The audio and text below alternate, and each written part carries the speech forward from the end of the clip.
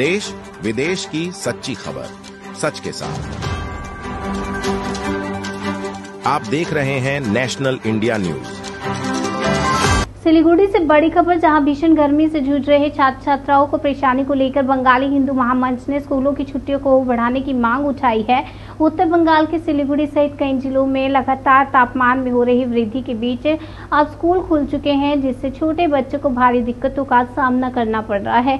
इसी मुद्दे को लेकर बुधवार सुबह बंगाली हिंदू महामंच के प्रतिनिधिमंडल ने सिलीगुड़ी स्थित डीआई कार्यालय में ज्ञापन सौंपा और ग्रीष्मावकाश बढ़ाने की मांग की। संगठन ने कहा कि जब तक गर्मी की स्थिति सामान्य नहीं होती, छात्रों की सुरक्षा को ध्यान में रखते हुए स्कूलों को बंद रखा जाना चाहिए। महामंच के अनुसार लगातार बढ़ते तापमान से बच्चों के शारीरिक और मानसिक स्वास्थ्य पर प्रतिकूल प्रभाव पड़ सकता है। यदि जल्द निर्णय नहीं लिया गया तो इसका दीर्घकालिक असर भी देखने को मिल सकता है। দেখুন, আজ আমরা বঙ্গীয় হিন্দু মহামঞ্চের পক্ষ থেকে ডিআই অফিসে এসেছিলাম। আপনারা প্রত্যেকেই জানেন যে একটা এমন খামখেয়ালিপনা চলছে রাজ্য সরকারের পক্ষ থেকে, সেটা আমরা দেখছি। খামখেয়ালিপনাটা এরকম একটা বিষয় যে দক্ষিণবঙ্গ কেন্দ্রিক যে আবহাওয়া হয় তার উপর ভিত্তি করে উত্তরবঙ্গের স্কুলগুলোকে ছুটি দেওয়া হয় এবং উত্তরবঙ্গের মানুষ হাসি মজাকের সাথে বলছে আমাদের শীতকালে নাকি গরমের ছুটি।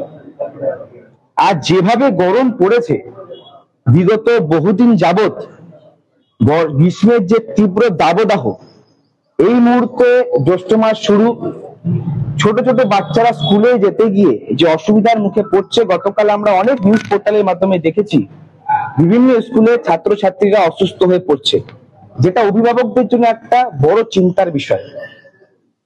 দেখুন, রাজ্যের মুখ্যমন্ত্রী মাননীয় কলকাতায় গরম লাগলেই টুক করে চলে আসেন দার্জিলিংয়ে মোমো খান, আবার ফেরত চলে যান এবং এখানকার তার আধিকারিকরা দিনভর এসি রুমে বসে থাকেন এবং রাতের বেলা বৈশাখী মেলায় গিয়ে রাশিয়ান জলপুরি দেখে আসেন।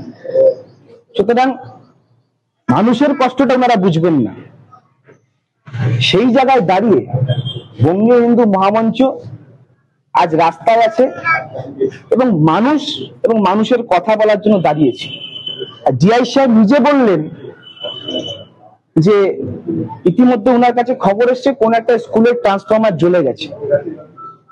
কিসের জন্য জ্বলে গেছে? না, গরমের হাই ভোল্টেজ পাওয়ারের জন্য সেই এটা জ্বলে গেছে এবং সেখানে ওনার কাছে ফোন এসছে, উনি তৎপরতার সাথে সেই স্কুলটাকে ছুটি করে দিতে বলেছে।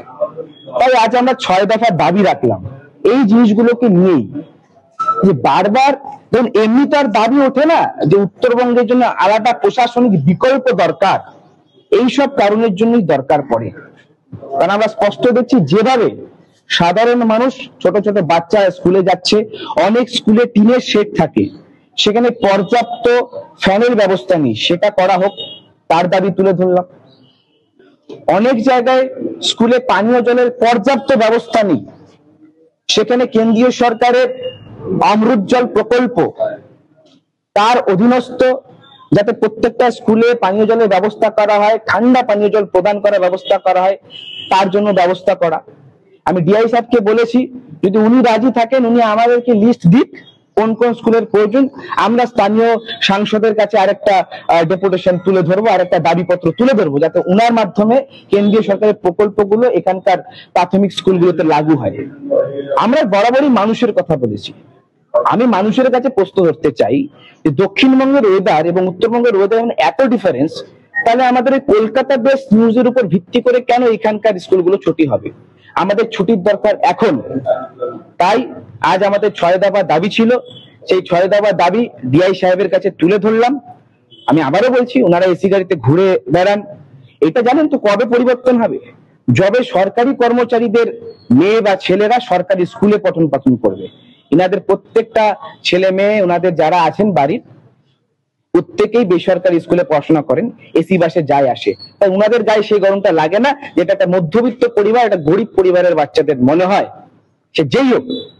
সুতরাং আমাদের এই 6 দফা দাবি যদি ডিআই সাহেব অবিলম্বে না মানে, গরমের ছুটি বৃদ্ধি করানো কিংবা প্রাতকালীন স্কুল চালু করা, এই দাবিগুলো যদি অবিলম্বে না মানা হয়, এর পরের দিন আসবো এবং কম্বল নিয়ে আসবো।